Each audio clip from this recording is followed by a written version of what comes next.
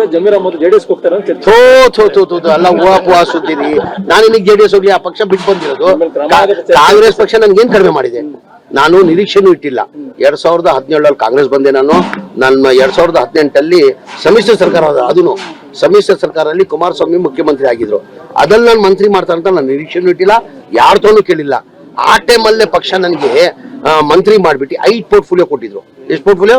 5 portfolio. ಇದೇ ಜನತಾದಳದಲ್ಲಿ ನಮ್ಮ ಮಂತ್ರಿ ಆಗಿದೆ. ಕುಮಾರಸ್ವಾಮಿ ಮುಖ್ಯಮಂತ್ರಿ ಇರುವಾಗ ನಾನು ಮಂತ್ರಿ ಆಗಿದೆ. ಯಾವ ಖಾತೆ ಕೊಟ್ಟಿದ್ರು ನನಗೆ? ವಫ್ ಹಜ್ ಕೊಟ್ಟಿದ್ರು. ಕಾಂಗ್ರೆಸ್ ಪಕ್ಷದಲ್ಲಿ ನಾನು ನಿರೀಕ್ಷೆ ಇಟ್ಟಿಲ್ಲ. 5 ಖಾತೆ ಕೊಟ್ಟಿದ್ರು ನನಗೆ. Food and civil supply, consumer affair, minority, Haj, Wakf ಕೊಟ್ಟಿದ್ರು. ತಿರ್ಗಾ 2023 ನನಗೆ 4 ಖಾತೆ ಕೊಟ್ಟಿದ್ದಾರೆ.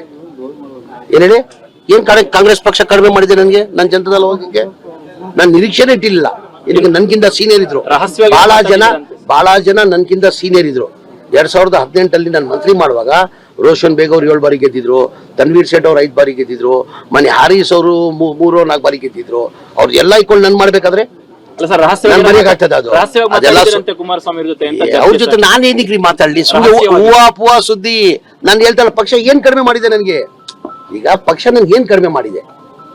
ಈಗ ಪಕ್ಷ ನನ್ಗೆ ಏನಾದ್ರು ಕಡಿಮೆ ಮಾಡಿರ್ಬೇಕು ತಾನೆ? ನನಗೆ 2 ಸತಿ ಮಂತ್ರಿ ಮಾಡಿದ್ದಾರೆ. ಅದಕ್ಕಿಂತ ಹೆಚ್ಚು ಏನ್ ಬೇಕು? ಅದಕ್ಕಿಂತ ಹೆಚ್ಚಾಗಿ ಏನ್ ಬೇಕು ನನಗೆ?